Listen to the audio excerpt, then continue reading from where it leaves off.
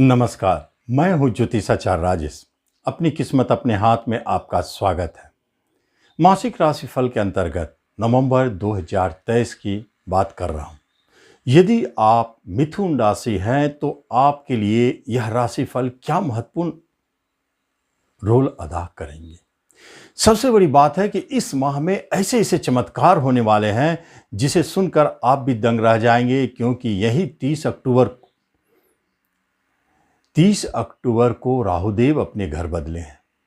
और फिर हम नवंबर की बात कर रहे हैं। 3 नवंबर को शुक्रदेव घर बदलेंगे, 6 नवंबर को बुधदेव, 17 को मंगल और सूर्यदेव अपने घर बदल देंगे। ये तो 6 ग्रहों की बात हुई। केतु भी है, घर बदलेंगे।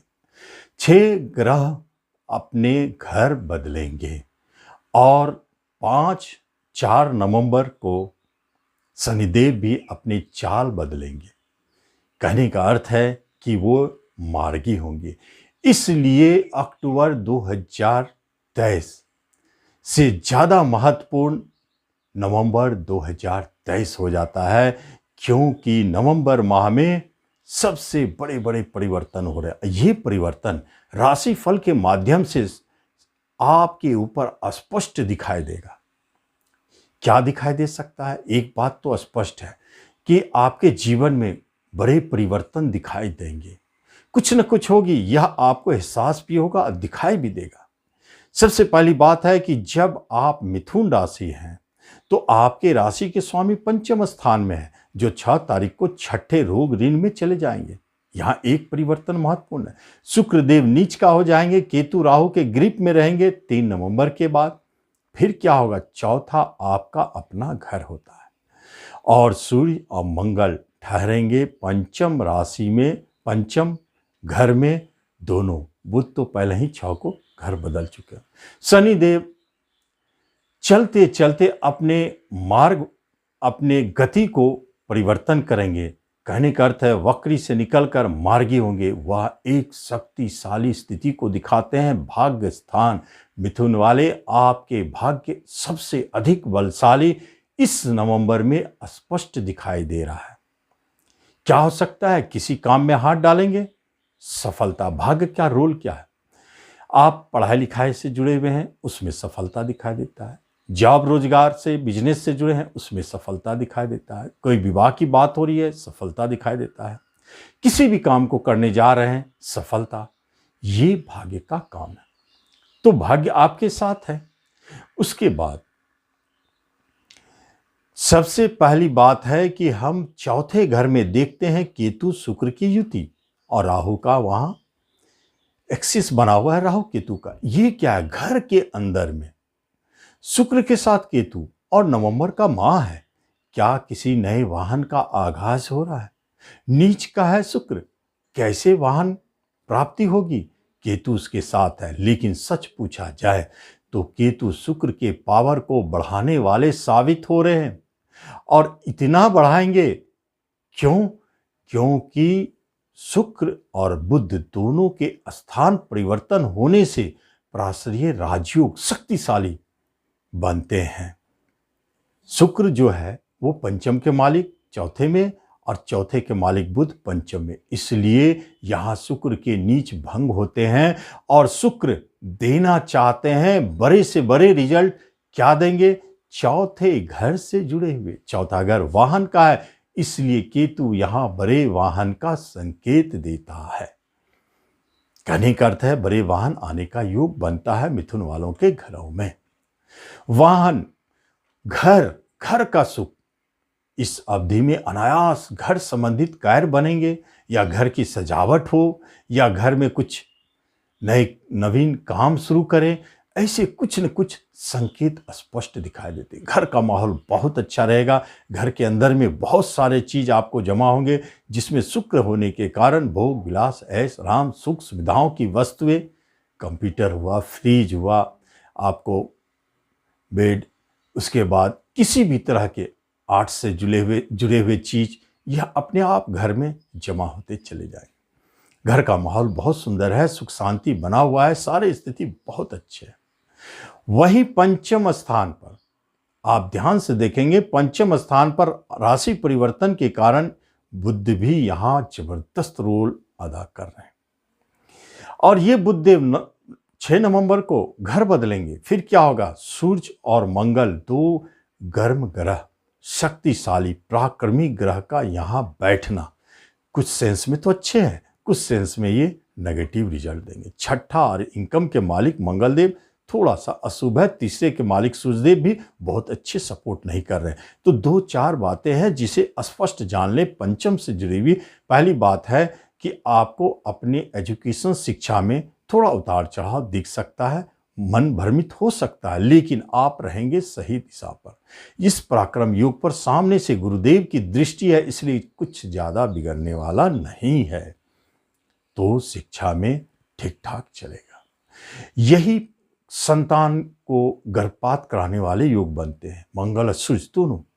लेकिन अगर असावधानी रही तो संभव है, लेकिन आप अगर सावधान रहे तो गुरु कृपा दृष्टि पड़ रही है, जिसके कारण वह टल सकता है। गर्भपात भी टल सकता है, संतान की तरफ से किसी तरह के खतरे, परेशानी, चोट चपेट, ये सब भी टल सकता है।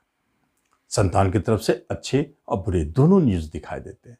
और यही पंचम स्थान जो होता है वह शेयर मार्केट का होता है, इसलिए शेयर मार्केट में भी उतार चढ़ाव है। शेयर मार्केट से अचानक काफी धन आ सकता है और कभी हानि का योग, ये उतार चढ़ाव भी जारी रहेगा। तो प्रेम प्रसंग को भूलना नहीं चाहिए। जब झगड़े के मालिक वहां बैठे हैं तो एक बार तो झगड़ा दिखाई देता है। आपको अपने प्रेम प्रसंग में झगड़े विवाद स्पष्ट दिखाई देते हैं, लेकिन टूटेंगे नहीं, क्योंकि गुरु महाराज की दृष्टि है। और इस अवधि में संयोग से यदि कोई प्रेम प्रसंग जन्म लेता है तो वह बहुत ऊंचे घराने का प्रेमी या प्रेमिका होंगे, धनवान होंगे, नाम वाले होंगे और तेजस्वी होंगे। प्रशासनिक विभाग में ऐसे प्रेम प्रसंग जन्म होते हुए दिखाई देते हैं।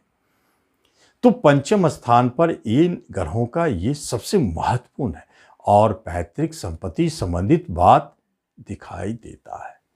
हो सकता है आपको पैतृक संपत्ति की प्राप्ति हो। वहीं भाग्य स्थान पर शनिदेव तो आपके भाग्य को बलि कर रहे हैं, पिता की तरफ से अच्छी स्थिति को दिखा रहे हैं, बाहर जाने के रास्ते भी खोल रहे हैं, धर्म कर्म पूजा पाठ में मन भी लगा रहेगा और बहुत अच्छा करेंगे, दान पुण्य भी करेंगे। लेकिन इस अवधि में यदि कोई गुरु की प्राप्ति होती है, हो सकता है तो वह बहुत दूर तक आपको ले जाएंगे, बहुत योग्य, और आपके जो गुरु हैं वो सक्षम है आपको आगे ले जाने के लिए। ऐसे योग भी बना है, बहुत अच्छा है। और दसम स्थान में राहु देव, हो सकता है कोई तीर्थ यात्रा करावे, कहीं घूमने के लिए ले जाए। दसम स्थान के राहु देव है, वो घुमाते हैं।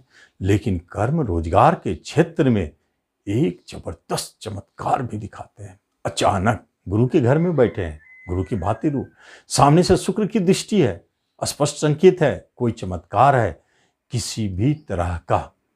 ऐसा संभव है कि या तो स्थान परिवर्तन, राहु देव ट्रांसफर कराने वाले होते हैं, स्थान परिवर्तन कराने, या तो कोई स्थान परिवर्तन का संकेत दे रहा है और प्रमोशन भी दिला सकते हैं, इंक्रीमेंट के योग है, और जॉब के लिए प्रयासरत हैं तो जॉब प्राप्ति के योग भी बनाए हैं। अचानक कुछ भी होगी अचानक।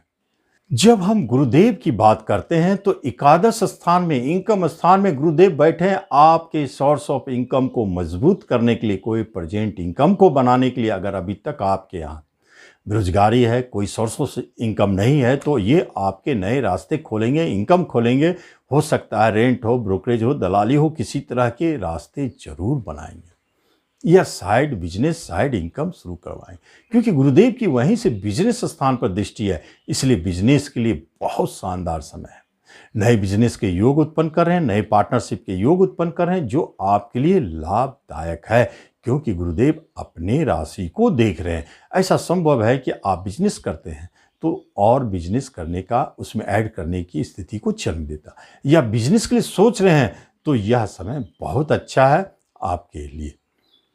और यही है विवाह स्थान, विवाह के योग बने हुए हैं। जो भी मिथुन वाले बेरोजगार हैं, विवाह योग हो चुके हैं, आप जाने, एक बार कोशिश जरूर करें। नवंबर में आपके बात बनते हुए दिखाई देते हैं। यदि समझ में नहीं आता है कि किस ओर जाए तो एक बात जरूर जाने, आप पूरब और उत्तर की कोना की ओर पूरब और उत्तर का कोना, ईशान कोण की ओर अपने जहाँ रहते हैं वहाँ से देखें।